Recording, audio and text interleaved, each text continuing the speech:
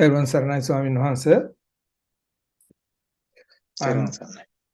I'm respectfully inviting you to start this Dhamma discussion. Sadhu, sadhu. Namo tassa bhagavato arahato samma sambuddhassa. Theruvan Saranai, everyone. Today also we are going to have a discussion conducted by Abhaya Arana Meditation Center. And our today's topic is Ariya Metta. Last week we discussed about Satipatthana. And according to Supreme Buddha's teachings, Satipatthana, which has 4 main wings, are used to get rid of Abhaya and Dhammadassi. Abhaya means attachment and strong attachment, we can say, and Dhammadassi means the rage or conflicting mindset that comes because what you attached could not be achieved or changed into something dislikable. So, Satipatthana, especially Kayanupassana, and other 3 types of Satipatthana, can be used to get rid of raga. But what if somebody is having thoughts of dvesha or dosa? Dosa is an umbrella term for various conflicting mindsets. For example, rage, anger, revenge, vengeance, all of those things, conflict, all of those things come under this umbrella term dosa. Dosa is a negative aspect of what comes because of raga. So there's a Pali stanza preached by Supreme Buddha.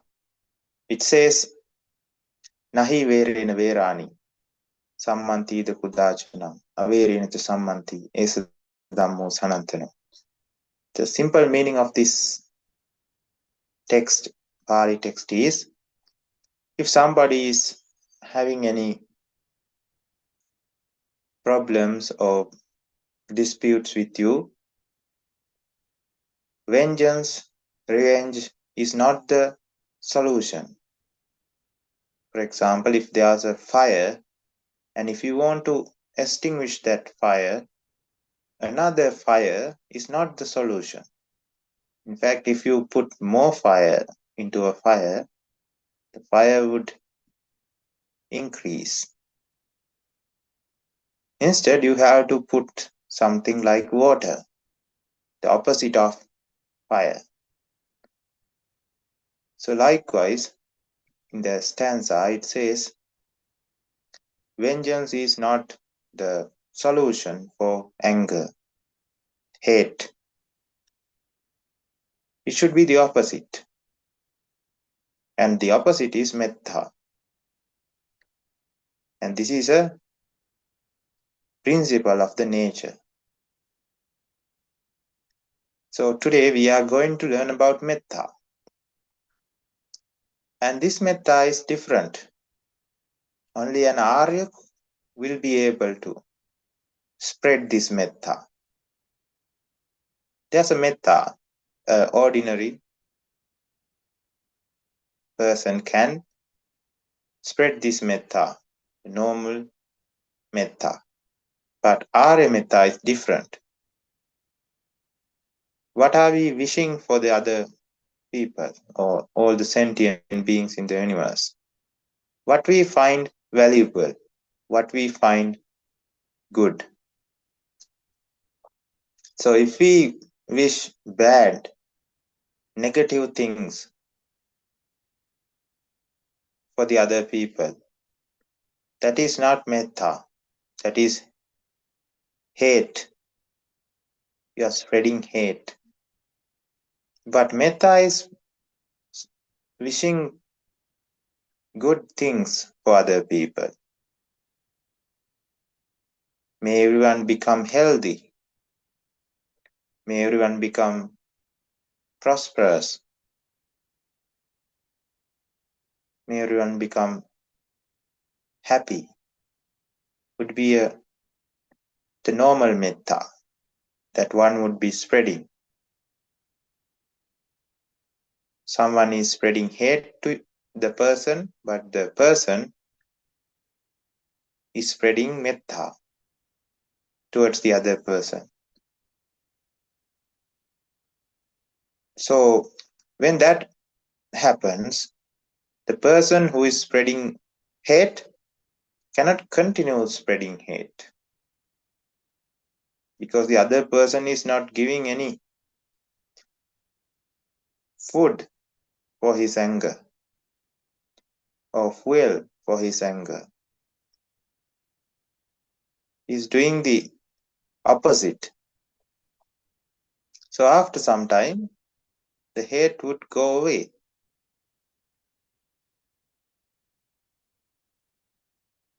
But in Arya Metta, we are wishing the best thing, the most valuable thing that we can understand. For a normal person, it might be the happiness. It might be the happiness what they think with materialistic things. It might be the healthiness as they understand the physical healthiness. It can be the prosperity, wealth, and everything. According to their data or information they have in their minds, that is the best one can achieve. But an Arya knows better. Arya knows that those are temporary, impermanent, deteriorating things where we cannot have any control over them out of our expectation. So there's no point in wishing temporary things to others. But there's this permanent blissfulness, the supreme bliss of Nibbana. If we can spread the supreme bliss of Nibbana to all the sentient beings in the universe, including the people who hate us, people who spread love,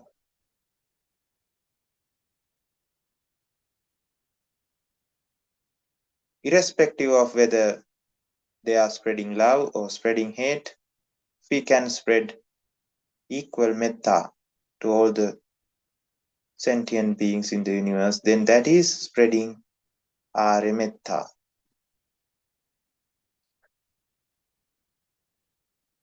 Now, to spread Arya Metta, we have to know the mechanism behind karma, karmic energy. Otherwise, we don't have a solid basis on why we should spread metta.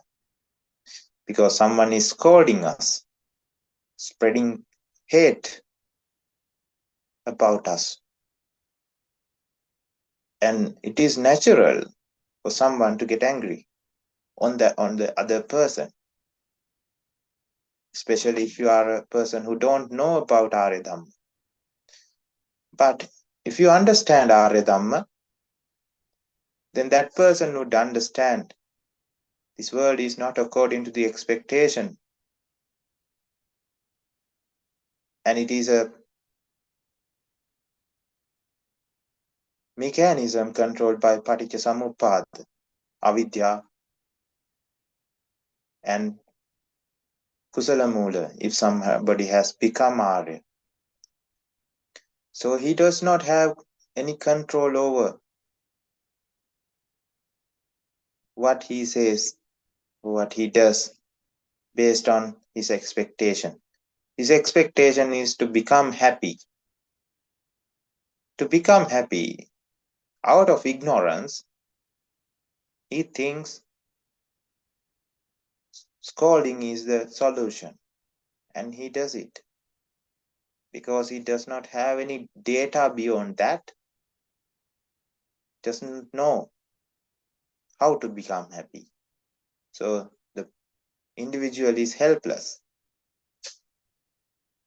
So we have to know why the person become helpless, why the person who is blaming, who is scolding, is the victim here, not the person who is receiving. Now that is a very different perspective from the worldly beings, from the normal people. Normal people have a different view. They always blame the person who scolds, the person who becomes aggressive, and sympathize the person who gets blamed or who is subjected to the violence. But our view is quite different. And we have to understand the basis behind this, basis of karma, how the karma works. Karma is an energy.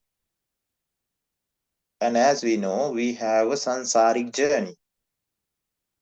And in this sansaric journey, beings,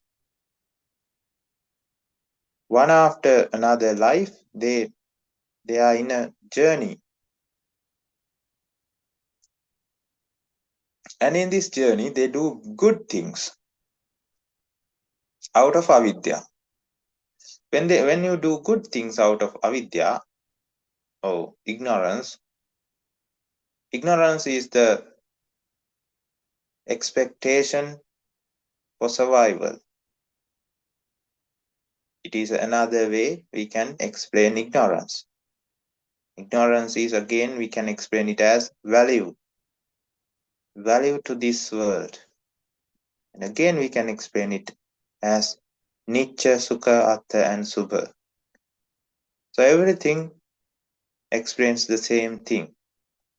So when you have value, you don't want to be parted with the thing that you value. So if it is about life, then you don't want to get rid of this life, this sansara. It is like somebody is addicted to alcohol. And a doctor says alcohol is not good for you. It would kill you. You would end up in liver failure. You would end up in neurological disorders. But however much the doctor says that this alcohol consumption is not good, the person does not stop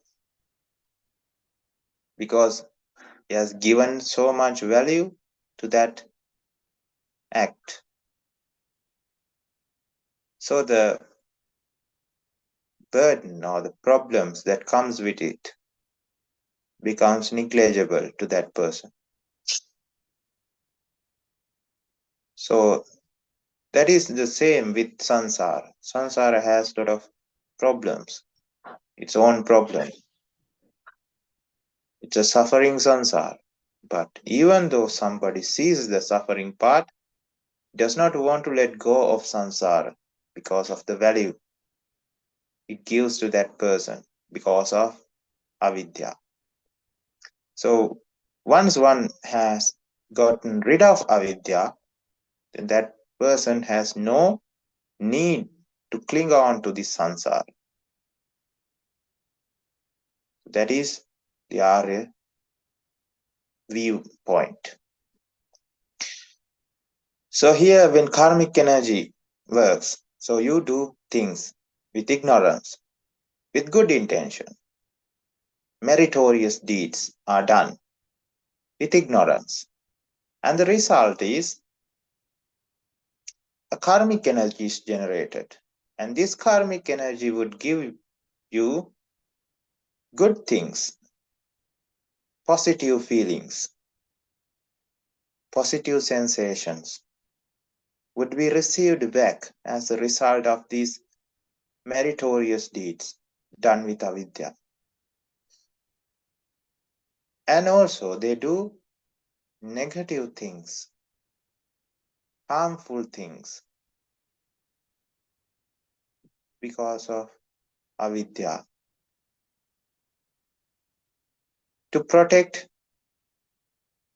to hold on to the things that the person finds dearest, spouses, children, sisters, brothers, those are the living components.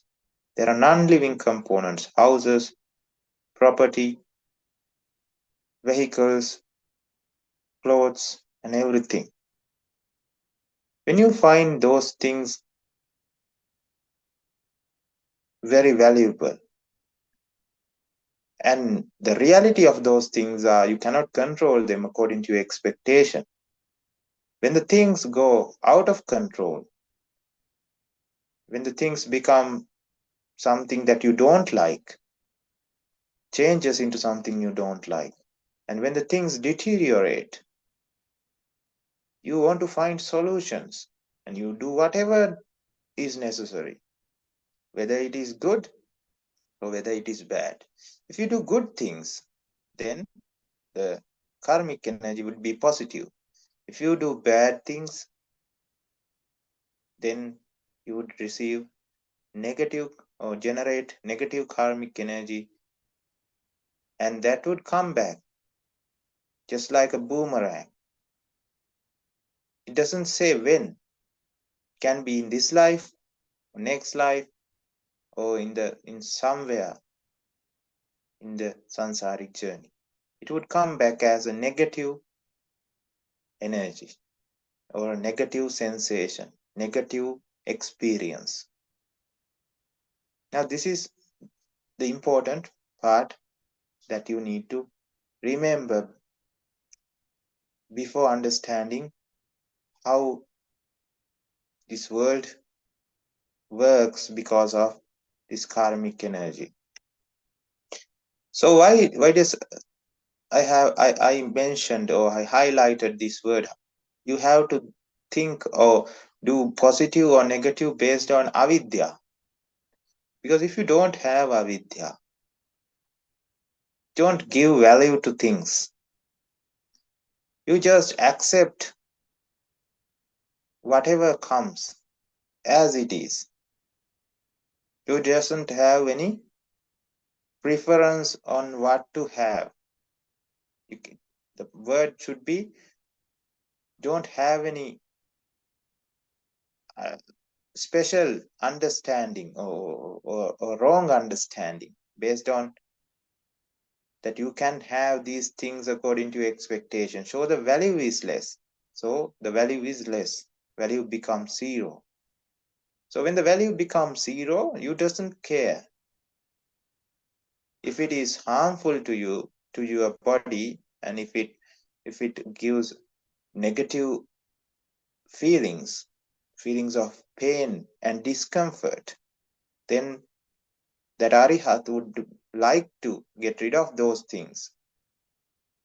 For example, if you ask him to sit on a chair and that chair is full of pointy things or thorns or something, then he would not like to sit on that because it gives negative feelings of discomfort, pain. He would like to sit on that cushioned chair instead. That is there because we feel the physical pain even if we have enlightened. But when it comes to value, it does not value these two. It knows that there's no value because it is painful. Then that the chair, I would prefer the cushioned chair.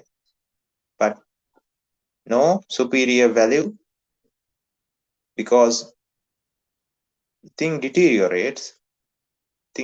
That thing, you cannot control that thing according to the expectation. It would have its own journey. Even if we say it's mine, even if we say it belongs to me, it is actually a mental construct or delusion in your mind, because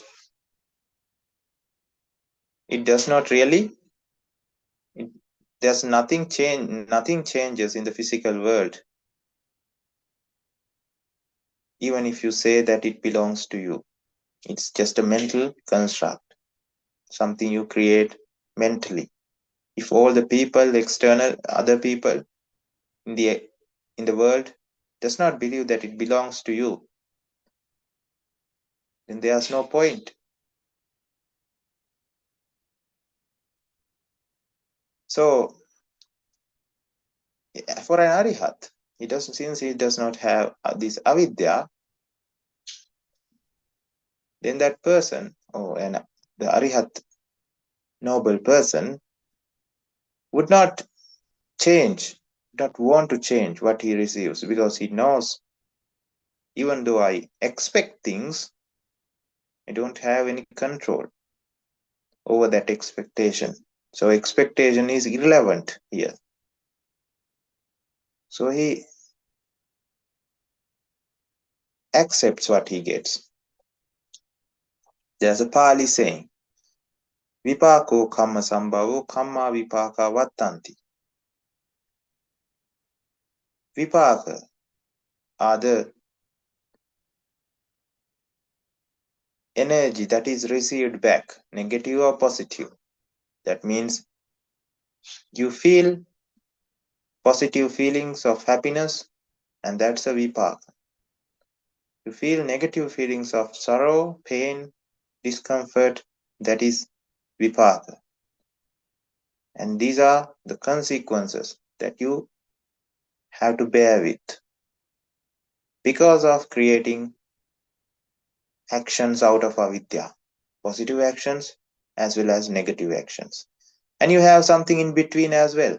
Those are neutral feelings, not positive, not negative. So Vedana, or we can say feeling that comes because of touch. There are 6 places where touch occurs. When the eye and images meet, there's touch. It's the same for ears and sounds, nose and smells, tongue and taste, body and touch, and then the last one, mind and thoughts. When these things collide, touch occurs. So this touch can be, we call it feeling, Vedana. If you go to the original term, that is called Vedana. So Vedana has 3 parts: positive Vedana, negative Vedana, and neutral Vedana. So this Vedana is a consequence of past actions done with avidya. Good things would give you good Vedana, bad things that was done in the past would bring you bad Vedana. And the normal Vedana, or Upeksha Vedana, neutral Vedana, also is a result of past actions done with avidya. So these 3 Vedanas are also received by an Arihat, because he has done things with avidya in the past. But right now, he's accepting his fate, or we can say accepting his vipaka, and does not change the vipaka with avidya. That is why it says, what normal people would do is vipako Kamma sambhava. Kamma vipaka vattanti. So the karma comes, karma is received by the person because of past actions of past avidya, and the person has different likenesses, different values given to the world because he has avidya. So he does not like some things that is received with vipaka and like some things. So he has dislikes and likes based on value. So when the vipaka is received, let's say a sukha vipaka is received, but his liking is different. So he changes and creates a angry self, becomes an angry self, or becomes a ragic self. And by that, he again creates karmic energy. If this change or this creation with avidya is positive, actions that are created with avidya is positive, then he would again create consequences, positive consequences that would be received in the future. If he creates negative things out of negative actions out of avidya, then he would generate negative consequences that he would be receiving in the future. So that is why it says vipako kamma vipaka vattanti vipako kamma sambhava. So that goes like a circle. But an arihat would not be having avidya. He has eliminated all the avidya. So when the vipaka comes, the results of the past actions of avidya comes, the consequences are received, positive or negative. He just accepts what he receives. So no generation of new consequences. So the cycle is broken and samsara is ceased. Samsara comes to an end. So this is how the karmic energy works. So we are going to apply this concept to metta. So you are scolded, you are being scolded, you are being hated, you are being blamed. And what is this? Your ear or your eyes meeting images or sounds, and that is touch. And it's a blame that comes. It's harsh words that you receive with your ear as words, as sounds, sound waves. And that is due to touch. And that is, in fact, negative. You feel very sad. You feel very angry after hearing it because you don't know the reality. The reality is those actions or those results, consequences. You hearing harsh words is a result of you creating those kinds of negative actions in the past with avidya. Now they are coming back to you like a boomerang. Now you are blaming the person who is bringing it to you. What you created it in the past, during the sansaric journey, and when you receive it back, you become angry towards the person who brings it back. Now that is not wise. That is unfair to that person. You have to actually be kind to that person, because that person has done the same mistake you have done in the past, and that person also becomes a candidate for that kind of pain and misery that you are receiving right now. So he is doing the same mistake you have done. You have already done the mistake. There's no stopping back. You would be receiving that consequences most of the time. But in the process, many people would be doing the same mistake. So you have opened the door for others to dig their own grave as well. So you have to be kind and patient towards that person, because that person has no idea what he or she is doing. Because if you have ignorance, you would act upon into ignorance to solve problems. You might have seen people, maybe in your office, maybe in your workplace, when the higher authority comes and finds a problem with the employees, sometimes the same mistake has been done by two employees. Two of them has done the same mistake, but the scolding or the blame that comes from the higher authority is different.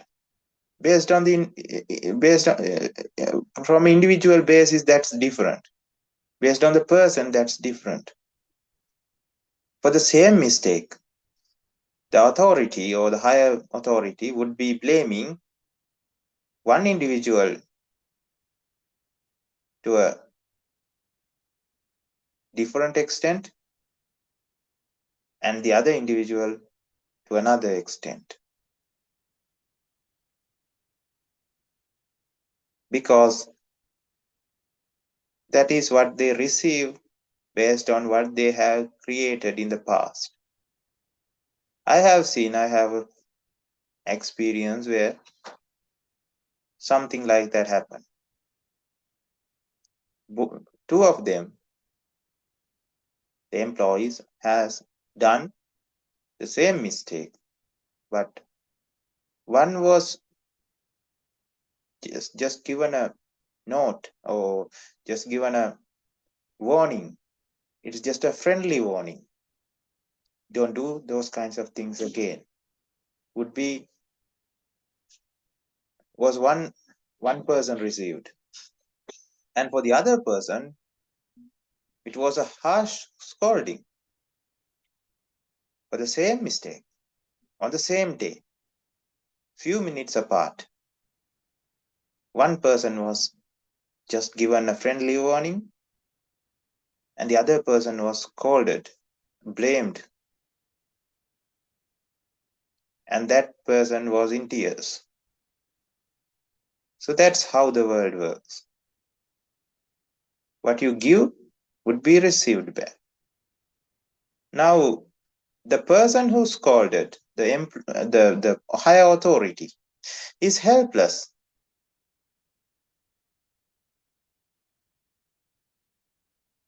He does not know what to do because of avidya. But if the avidya was gone, if someone has become an Arya, since the Arya person does not value things as much as a normal lay person, when the value is less, because he knows that things cannot go as expected, because that is not how the world works. When things go wrong, he knows that things can go wrong. He does not get that angry, and he would not be scolding that much. And that habit of scolding would become lesser and lesser until he attains the Arihat state, where this habit would become zero. It would be gone. So this is what we need to understand. about karmic energy. So I'll give you another example. This is a example in the stated in the Buddhist literature, and there was a goat and a Brahmin. This Brahmin wanted to kill this goat, and maybe for flesh, maybe for ritual purposes, we don't know. He wanted to kill it. And at that point, goat started laughing and then started crying. And this Brahmin stopped killing the goat and asked, "Why are you laughing? And why are you, then after that, why are you crying?" Goat responds, "I am laughing because this is my last death as a goat because of what I have done in the past. I was a lady many, many years before, and I killed a goat, something done with avidya, something harmful, creating negative energy that would be coming back as like a boomerang. Consequence would be coming back. And when it came back, she had to become a goat in the next life and afterlife. And it says thousands of lives. She had to become a goat. And in those lives, her throat was cut and killed to pay the debts for what she has created. So when you create an imbalance in this universe wants to become balanced. Universe is very is always trying to become neutral. It is like if you have studied science, every system when we learn science, whether it's chemistry, whether it's physics, all the systems try to become neutral, come to a stable energy level, whether it's about enthalpy, entropy, whether it's about concentration gradient, whether it's about kinetic energy, or whether it's about anything, any system, it tries to become neutral. Just like that karmic energy, the system of karmic energy also tries to become neutral. If you create an imbalance, just like the imbalance that was created by that lady, now it has to become balanced. So balancing comes in the next few lives, or 1,000, 10,000 lives. And the God laughed because it was his last death, and it was the debt, it has to be paid with lives, is ended finally. But why did she cry? She knew the same mistake she had done millions or thousands of years ago is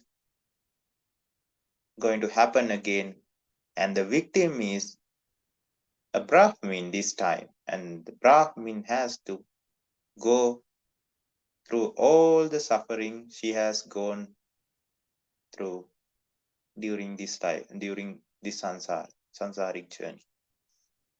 So that's why she cried. And the Brahmin wanted to prove that her logic is wrong. She's wrong. So what he did was he protected the god. And his ambition or his aim was to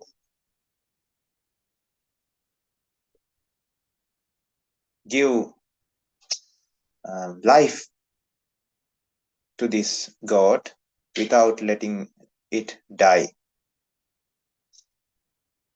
And he wanted the God to die in a natural way after aging, so that her claim would be wrong. So he protected her at all costs, did not let any wild animals come near her. He took the God with him at all times. Now one day, when the God was tied securely inside his fences in his garden, there was a struck of lightning, and the lightning struck to a rock on a mountain nearby, and a piece of rock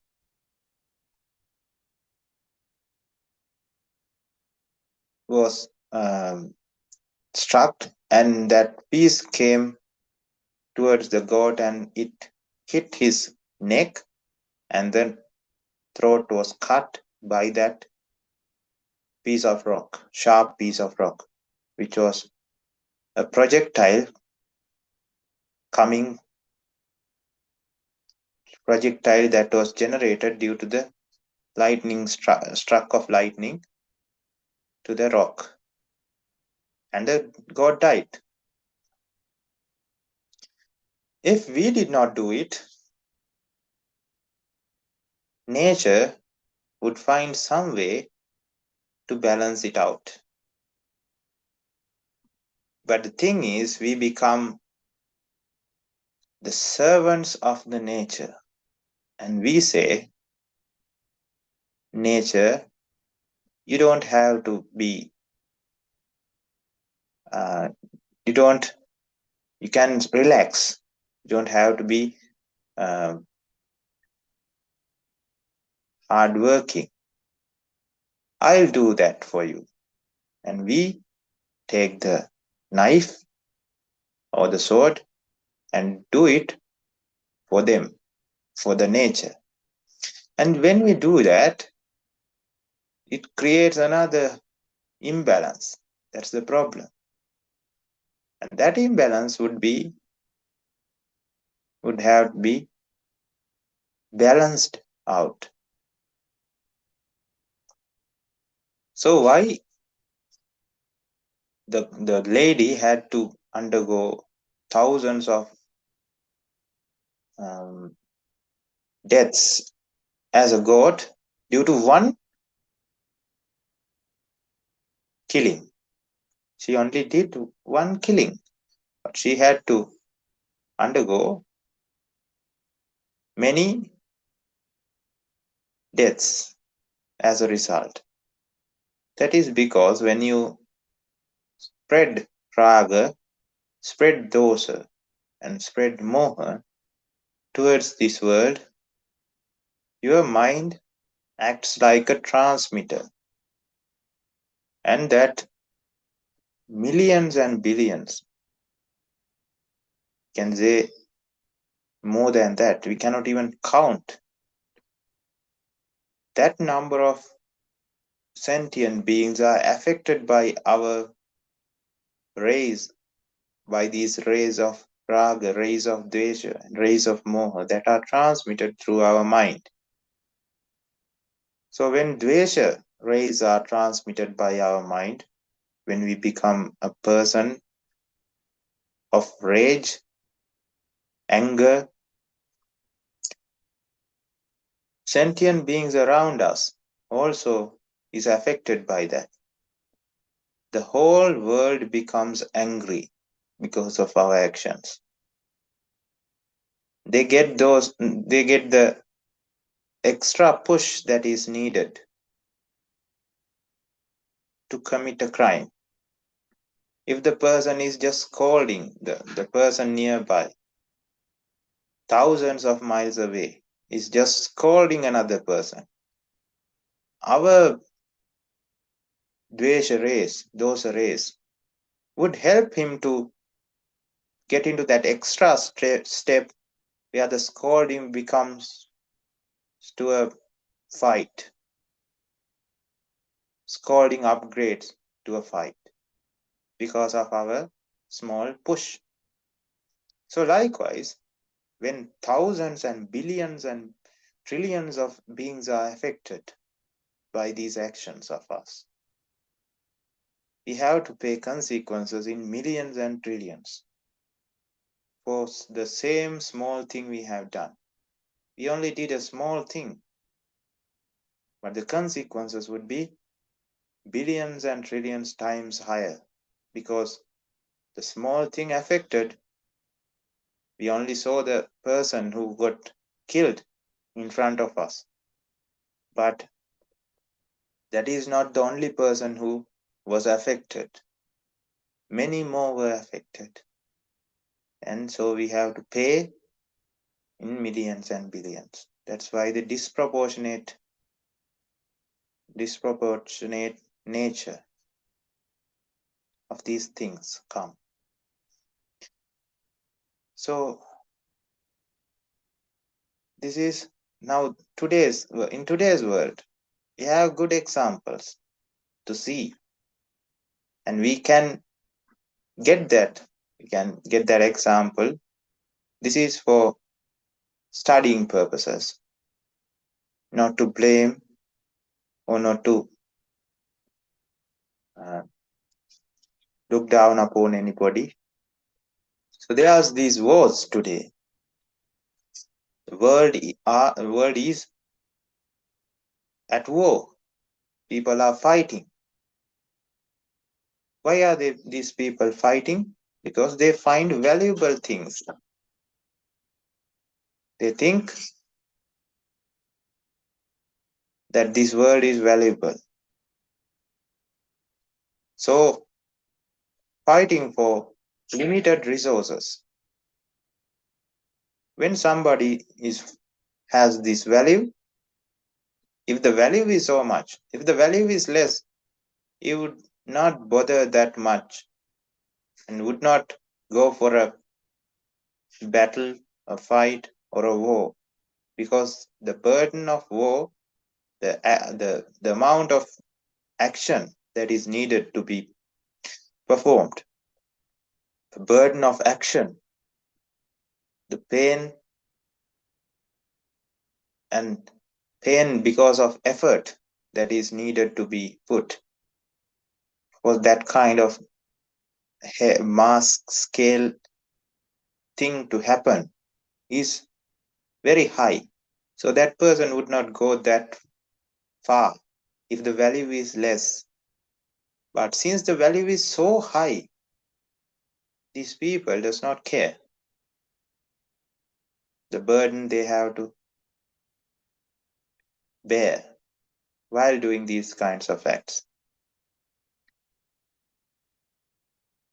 And this is the reason, the value, the avidya. Without avidya, the cycle would stop.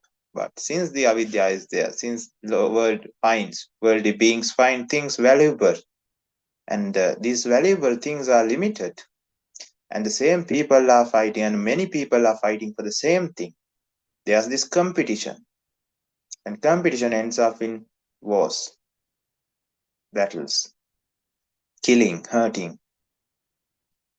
And those are negative ways of achieving something, would be having negative consequences. So because of that, these things happen, these wars happen. So people kill each other. Vengeance becomes the revenge becomes the solution, because the people in the other end who get killed has done those kinds of things, and karmic energy has been generated, and the karmic energy who are responsible or who are getting the actions or the task. The task of nature is taken by a set of people, and they perform the tasks for the nature. So the people have already, the people who is going to die has already created that karmic energy, and one way or the other they would be receiving that consequence. The consequence would be received. But as the saviors or the people who are servants of nature, as servants of nature, we take that to our shoulders and we perform that, and we create that cycle back again, and this cycle would be going on. There's no stopping with vengeance. That's why it says there's no extinguishing of fire by using fire. You have to use water or something that can extinguish fire. When you don't know that, you would be using the wrong tactics, and you are just performing the duties of natural balance, paying a big price for that. So there's freedom in this karmic. If you know this concept of karmic energy, there's peace. There's peace for both parties. For the party who gets violated has to think this way: I have done these kinds of bad things in the past, and now this person is bringing it back to me. There's no good, or there's no point, there's no valid point in harming the person who blames, who brings it back, because he's just the messenger. There's no valid valid point in hitting the person or killing the person who brings the message, because I already posted the message and he's just bringing it back. So you would not be feeling any anger. Instead, you would be feeling sorry for that person, because the mistake you have done, the other person also is doing the same mistake right now. So that is the idea the person would get if that person has the correct understanding. So the person who is the offender, who is doing the act of killing, hurting, would have to think like this: whatever the thing the other person has done,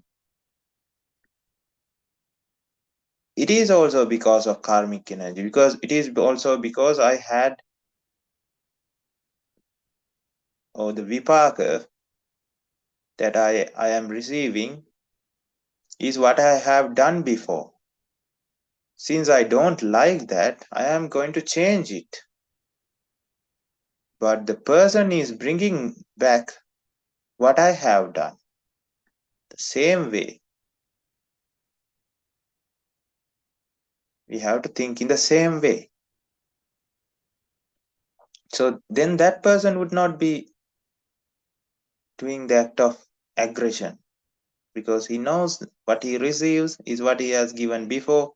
And if we act based on aggression, he would be receiving it back, and the cycle would not stop.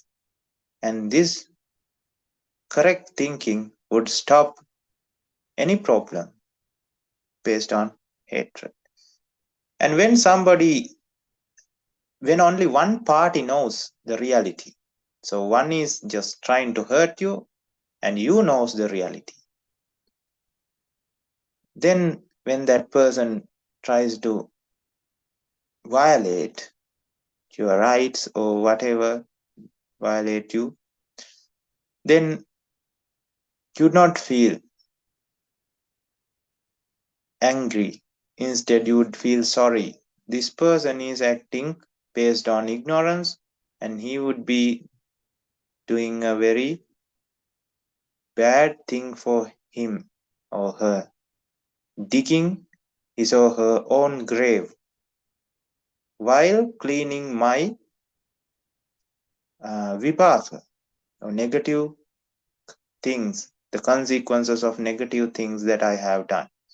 He's cleaning me up. He's cleaning my um, vipaka, negative vipakas, while doing a very big harm for himself. So that is what you need to understand. If you understand that much, then there's Yapper. then this would stop. The cycle would stop. Then you would not be doing any harmful things to yourself and to the other parties. So I took that example because it is a current problem, and it is easier to reflect on a current problem and to see how these things happen. So when this is treated, then the problem is answered in your mind. Now you are calm, and you would just receive what you have created before, and be normal, be neutral with the response that you get. So that is metta. You are spreading metta to the person who is doing wrong. You feel that she is doing wrong to you, but in reality, he or she is bringing back what you have already created. So there's no need to feel agitated towards that individual who brings the message to you. And if you are the aggressor, then you think that way, that why do you need to be aggressive? Because what you are receiving is what you have already created, and there's no need to act upon aggression, because when you do that, that also will be received back in the samsaric journey at some point. So when you understand this, instead of, now this is karmic energy, the story of karmic energy, but this is known by, even if you are not an Arya, you can understand this much. So this is about kammasagata sammaditthi. It is a thing that is there in the world, though hidden in this current era. It is something that is there. But based on that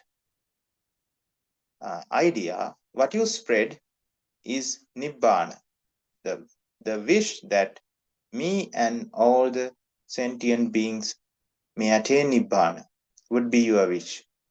Because in normal metta, you would be wishing normal things like health, wealth, as we discussed before, good luck, better life would be what you would be expecting the other person. The person who is going to harm you, you would be expecting that person to have a better life. Now, how different is that from the normal response? Because even animal, what do you call a wild animal, would be responding the same way that we are responding right now. There's no difference. If we agitate a wild animal, it would hit back. What's the difference from a human? Is human can think differently based on logic. If you know the reality, then you would be acting differently. You would be thinking in a different way.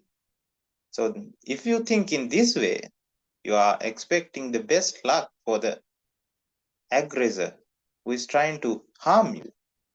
Would be a one of a kind response. Would be very different from the rest of the world. And that is why the person would become unique. But this is normal metta, where you would be expecting the other people to have good materialistic happiness, pleasures. But when it comes to Arya understanding, you know what Nibbana is. When you know what Nibbana is, you know that there's nothing valuable more than Nibbana. So you wish the other people the best you know. So there's no other solution to the worldly beings in the universe other than Nibbana. So all the sentient beings, including me, may attain the supreme bliss of Nibbana would be the wish that you would be having, the metta you would be spreading to all the sentient beings in the universe. Regardless of whether it is your friend, it is your enemy, it is your parents, relations, or whatever, or it is somebody who has not who is not your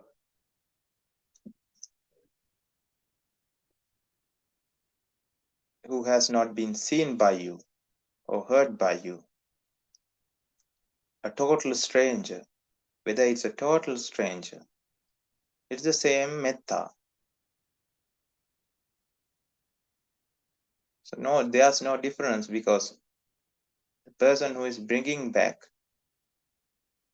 things to you, bringing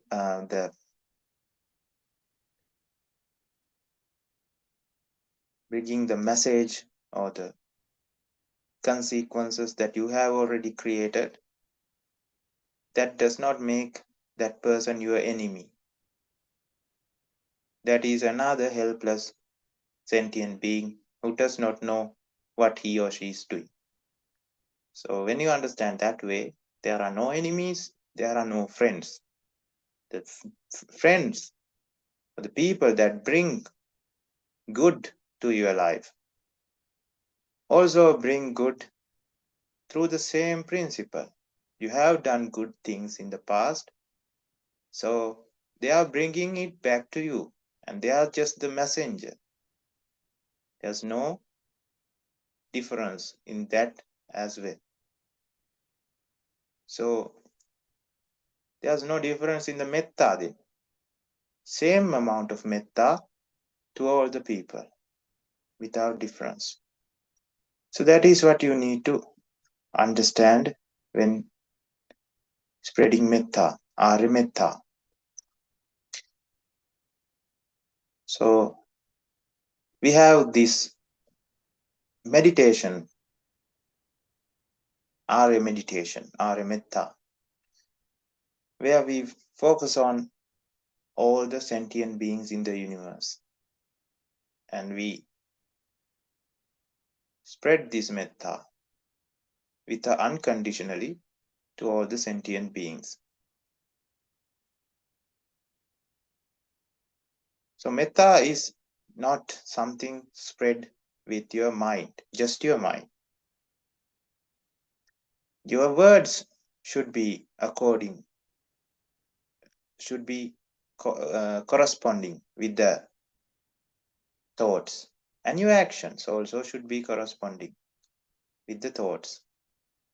So if you have thoughts of metta, should have actions of metta, and words, or your words that are coming out of your mouth should be also of metta. Then Supreme Buddha says in a sutta, Mettanisansa Sutta, about 11 benefits of metta.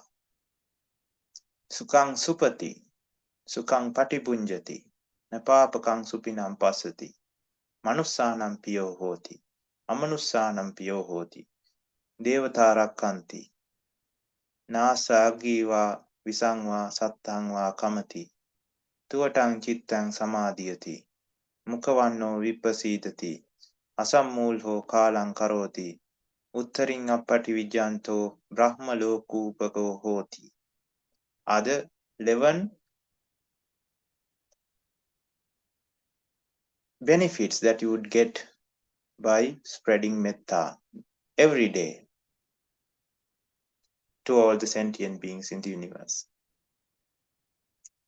Sukhang supati, and you would be able to wake up peacefully, and you would be able to go to sleep peacefully,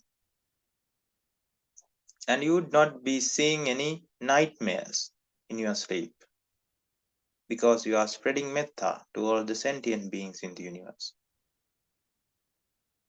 And you would be a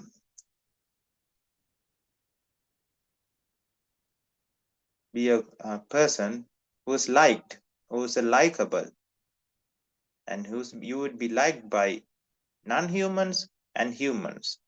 You would be protected by deities, and you would not be killed by sharp objects, fire, or poison, because you are creating an energy, and that energy would be protecting you, because when you are creating karmic energy because of metta, the karmic energy that is created by metta is a good energy, and the consequences would be good, so that you would receive these benefits, and your concentration or samadhi would be higher. You would receive a higher samadhi, and your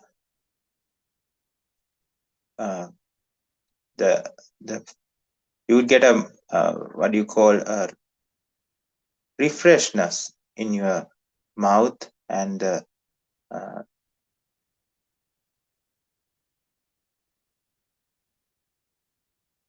would be higher, would be good, and you would not die without you would not die with things like dementia, because in those things your consciousness becomes reduced, but you would be very conscious your death. And if you did not attain Arihat state, you would end this sansaric journey after being born as a Brahma. So you would be born as a Brahma and end this. Either you would be born as a Brahma and end this sansari journey, or either you would attain the Arihat state and end this journey in this lifetime, if you practice the Metta Cheto Vimukti. That means you have to gain these dhyanas as well while practicing the metta meditation. First dhyana, second dhyana, third dhyana, and fourth dhyana. So this is a way. This practice of metta is a way of attaining nibbana as well, and it is the way to get rid of all the hate or the anger in your system. So this is a solution. It says that for raga, you have to get asubha meditation. So to get rid of raga, so our aim is to get rid of raga, dosa, and moha. So to get rid of raga, we have to practice asubha meditation. To get rid of dosa, we have to practice metta meditation.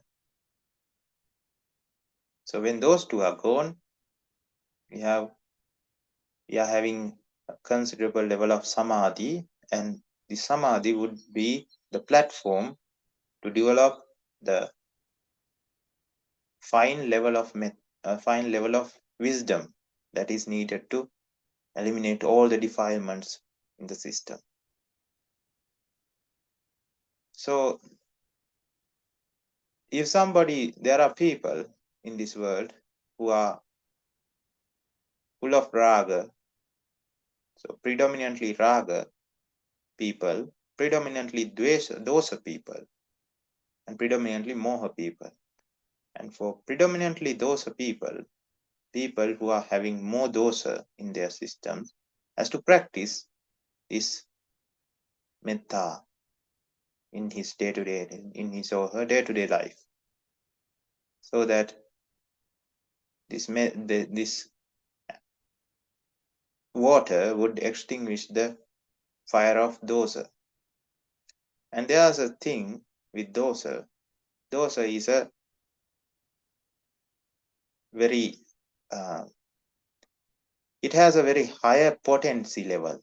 That means you would be dragged into the hell with no time if you practice dosa. Not like raga. Raga would end you raga. If you practice raga, or if you are a predominantly raga person, then you would end up in Preta Nikaya or animal kingdom. But if you practice dosa, you'd end up in straight up in the hell. So dosa is potent, and dosa can be eliminated without much effort. It is easier to be eliminated. Not like raga. Raga is hard to eliminate, but dosa is easier to eliminate. It would not take much time if you practice correctly about this metta. It would be gone. So this is the metta, the story of metta, and I hope you understand. And during these meditation sessions we have done in Vishwan and Arana YouTube channel, we have done metta meditation session as well. And if you like, you can refer to that as well. And if you have any questions regarding Arya Metta, you can ask about anything, and discussion is open. There was a nice answer. Many merits to you. I have a question. We have a common set of phrases that says your thoughts become your words, words become your actions become habits, and habits become you. And so it is, if you're practicing raga, dosha, moha, and this is what you have become. But on the other hand, if you start practicing metta, then that essentially is a reflection, become a reflection of the person doing the metta. Can you explain it a little bit more in terms of Dhamma? Yes, sure. Now, when there's this important point that is highlighted with that point, with that explanation. So when somebody is angry, so you are being scolded by somebody, or you are being frowned upon. So this is the spark that somebody needs to start a cycle of hate. So one person is frowning, one person is scolding or just pointing fingers at you. And when that happens, if you do the same thing, if you also start scolding back, or start pointing fingers at that person, or start frowning that person back at him, then that other person now needs to upgrade his tactics to a more potent level. So now he just cannot scold the same words he is being scolding before, because you are also scolding to the same level. Now the other person has to use more potent words, more harsh words, or now he has to go physical. Now he has to take a stone from or a rock from the ground and threaten you that he would hit you with this stone on the head. Now if that person goes up or upgrade his tactics, now you cannot, because when it is about a war or when it is about a competition, you go to a competition to win. So this is a competition where both parties lose, but you don't know that. You just have the aim to win. So what you would do is you would also have to now upgrade your tactics.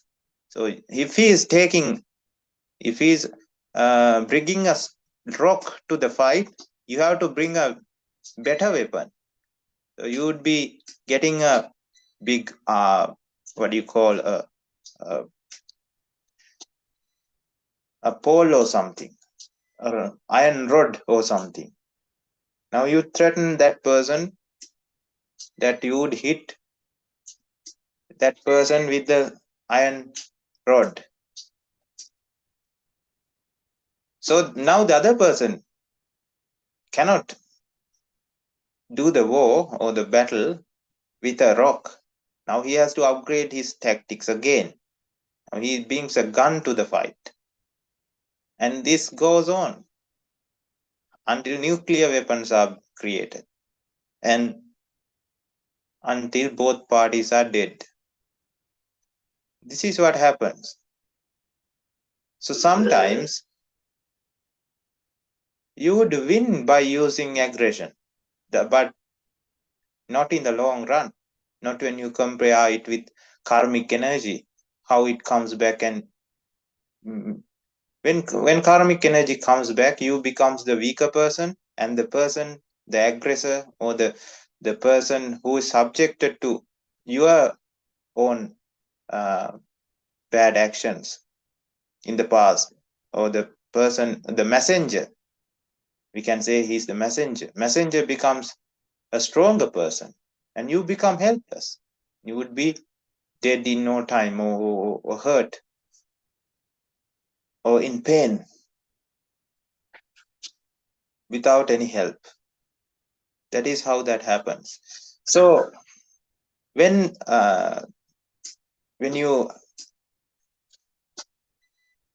use this competition tactic of solving problems with aggression, sometimes you feel like you won. When you feel like you won, you think that this is a very easy way to win things. Because if you have born with power, if you have born with that ability, the weaker people would submit, would say, yeah, I give up. And you would feel like you won, but not really. But in a short time period, you feel like you won. And when you feel like you won, you would make that a habit in your life. You would use that tactic in your life, and you would, after some time, few years, you have already become a predominantly dvesha person. Now it has become a part of you.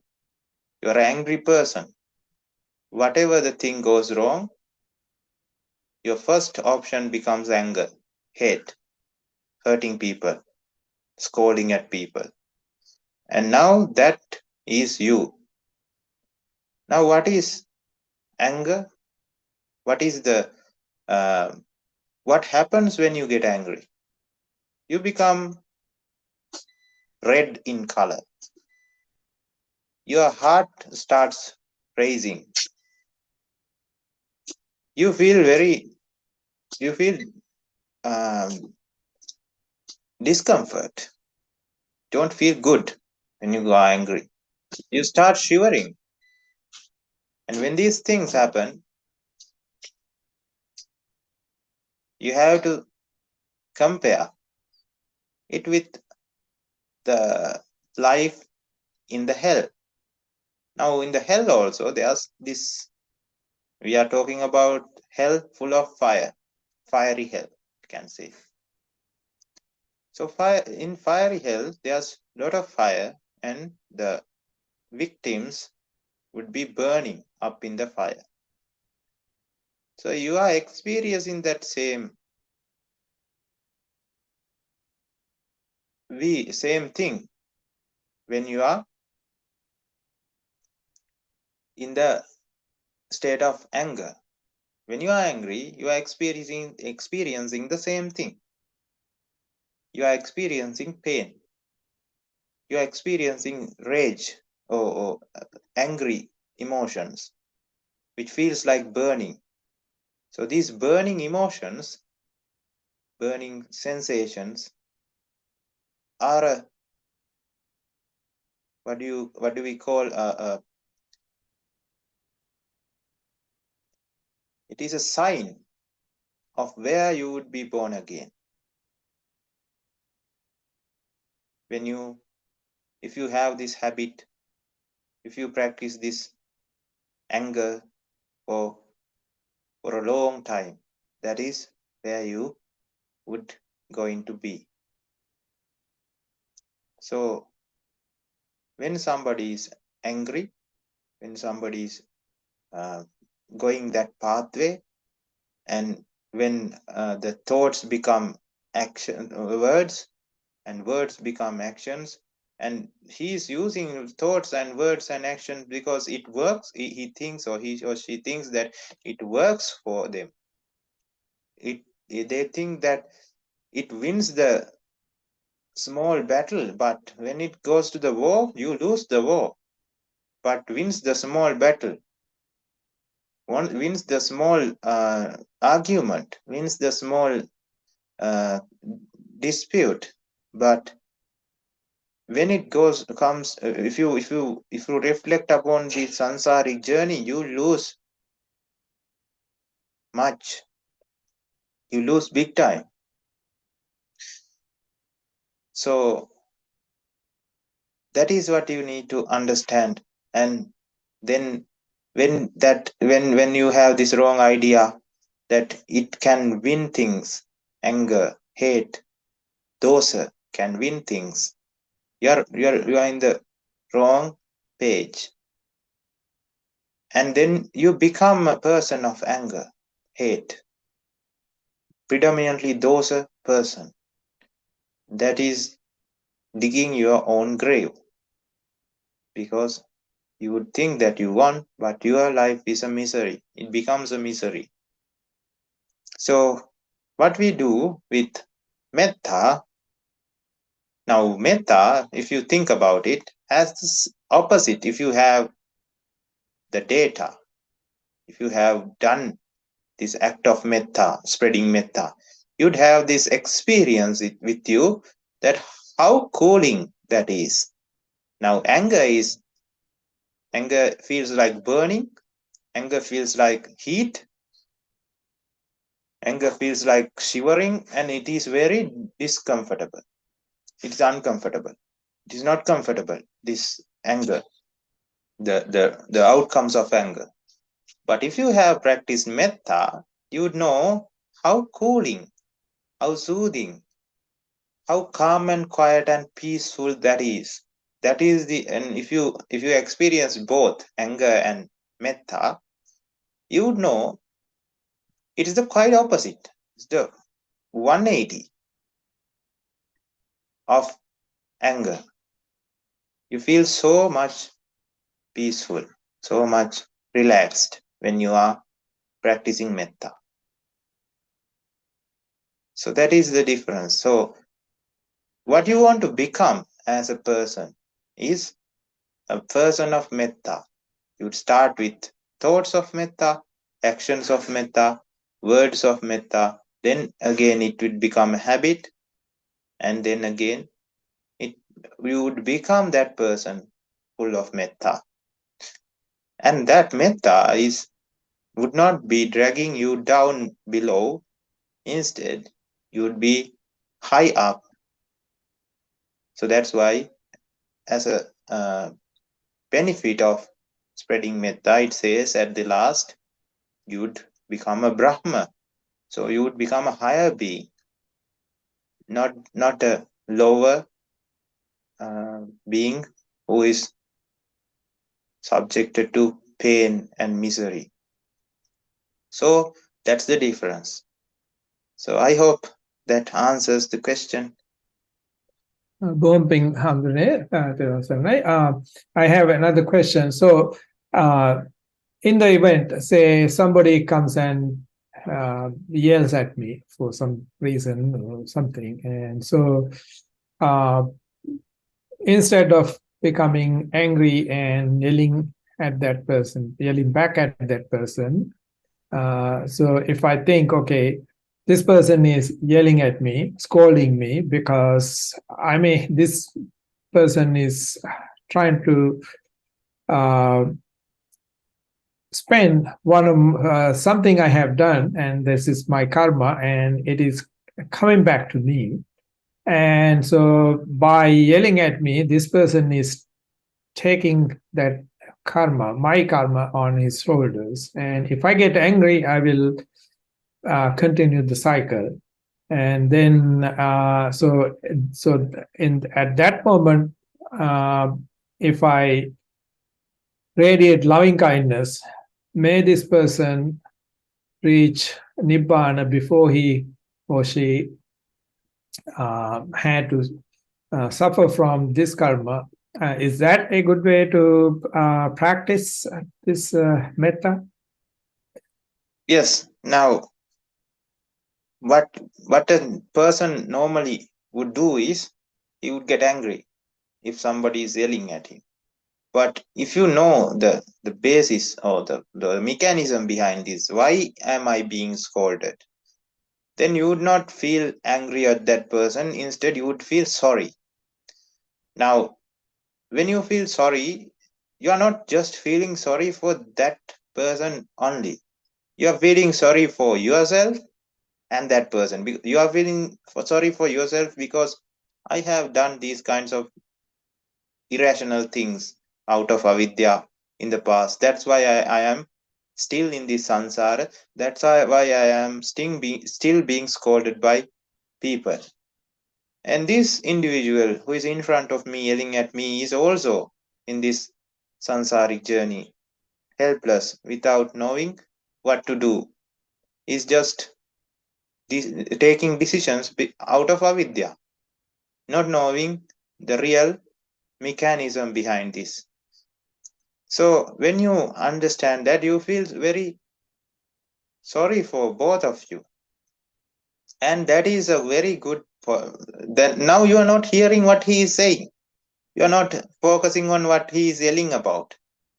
You are not trying to give reasons or defend yourself by giving points that you did not do that or did not commit that crime or whatever.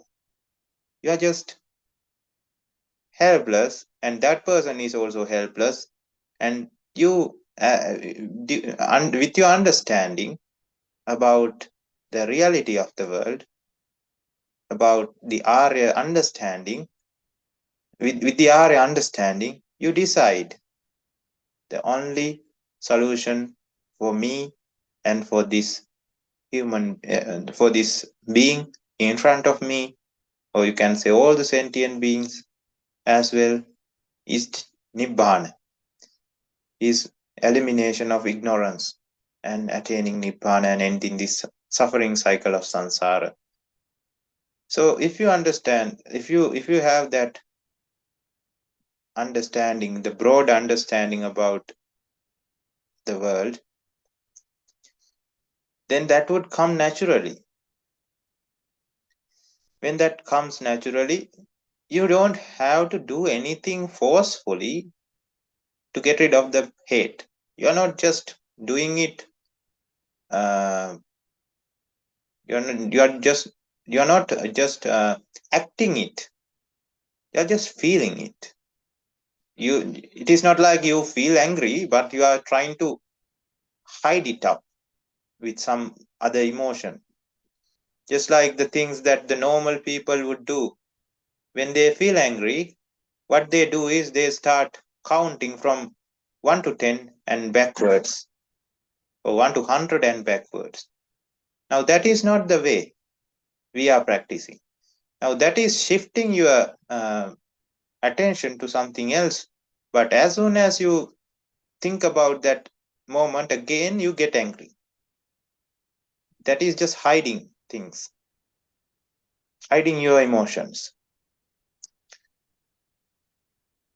Or you say something, you're just getting your attention to something else. But that is not a good way of dealing with anger, because it would always come back when the things, or when the environment, when the background is there. But if you practice this real method, where you understand the mechanism behind it, then you, even if you experience the act of anger right now, you don't have to run from it. You just don't have to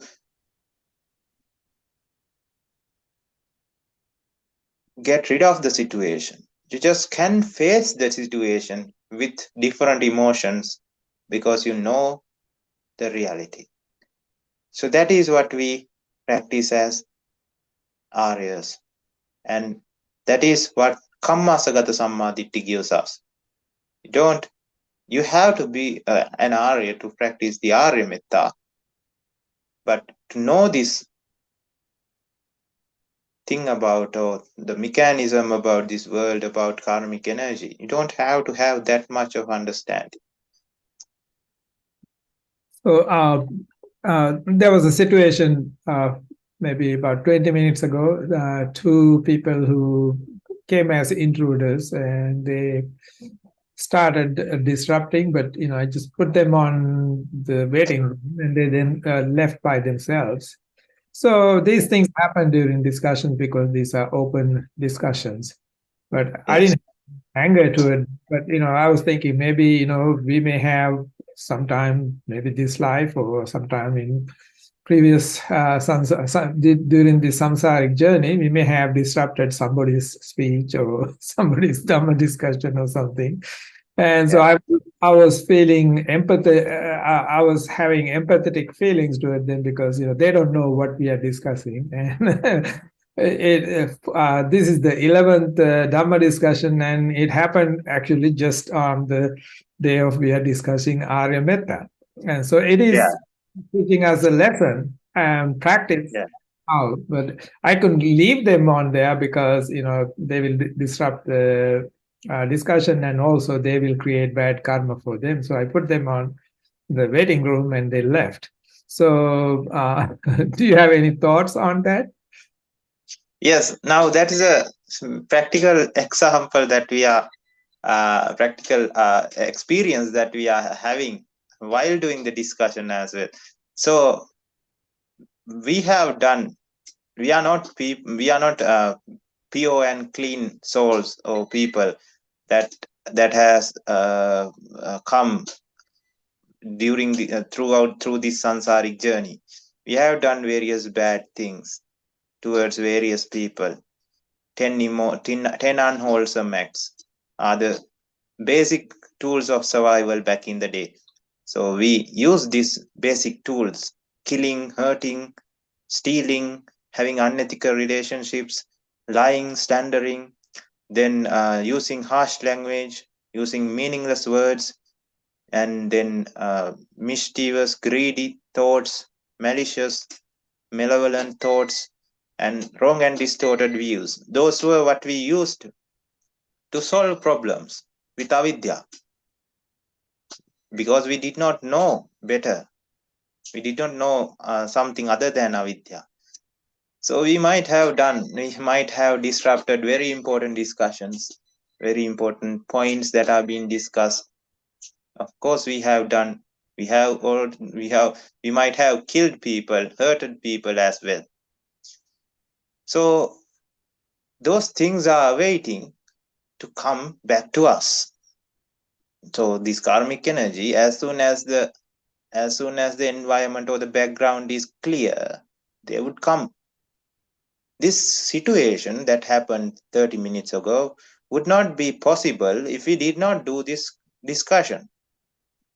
So the environment or the background should be clear for them to come. Until that moment, those are there in our karmic, we can say, treasury or something. It's a place where it's where these energies are deposited. As soon as the coast is clear, they come.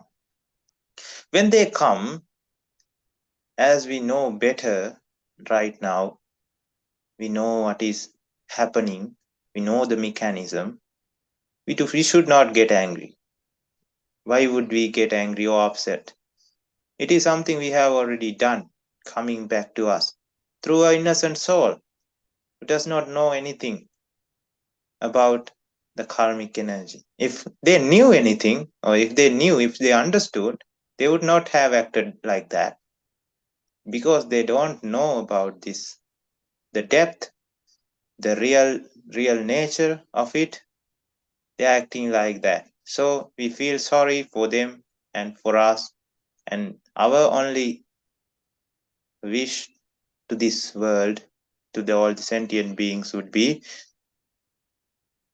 to attain the supreme bliss of Nibbana, so that they would get rid of the ignorant nature or avidya, and they would know the reality, and also they would ending the cycle of these consequences and actions based on consequences out of avidya.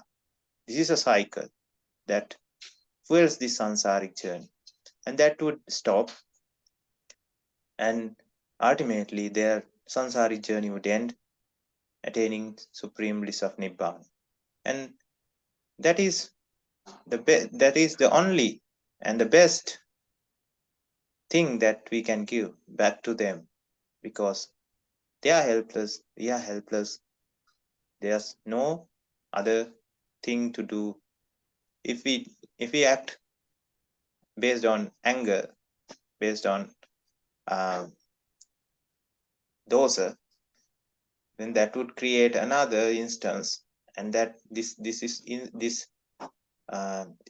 background would not change, and the karmic energy which we have generated by disrupting others would start flowing towards us, and there's no stopping.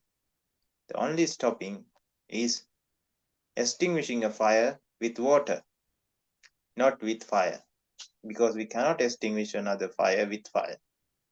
So that would be the lesson here we have to understand. So now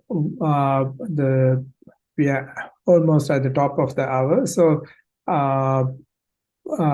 the take-home message from this discussion is what I think is that we don't have to sit down and close our eyes and do the loving kindness, this Ariya Metta meditation. We have to practice it every day and every moment we are able to do so.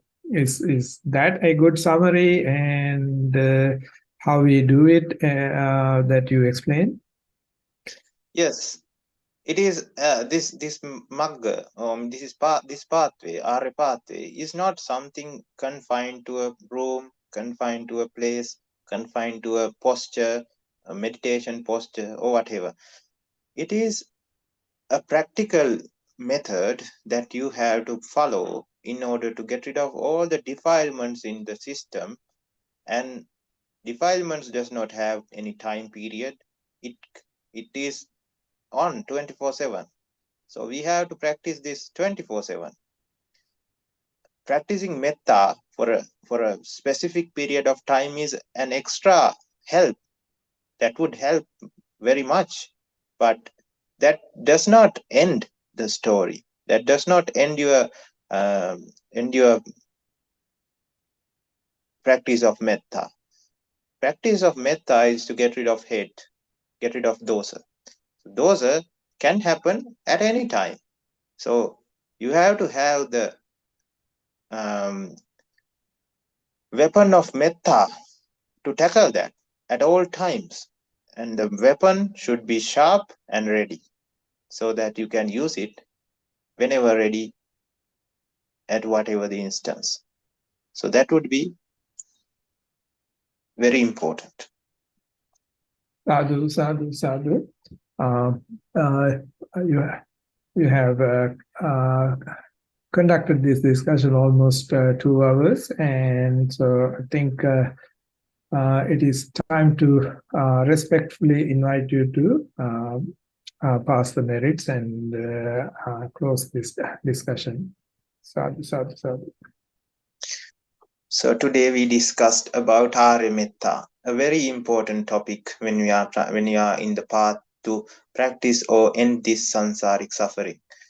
And with the understanding of Nibbana, with the great understanding why we need to attain Nibbana, the anicca, dukkha, and anatta nature of the world, we understood that to get rid of dosa,